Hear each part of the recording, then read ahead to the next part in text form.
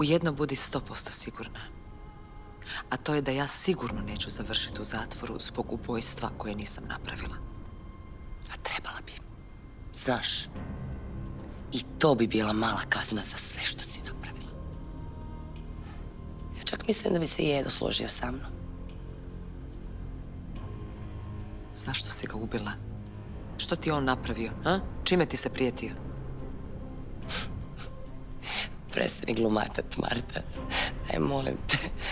Otkud je sad tebi odjednom stalo do Ede? Daj, ti bi isto to napravila, samo što bi još brže posegla za tim svječnikom. A daj, draga moja, ja nisam ubojica. Eda, znaš, ja bi to i ponovila. Ne samo s Edom, nego sa svakim ko dira moju obitelj. Dobro?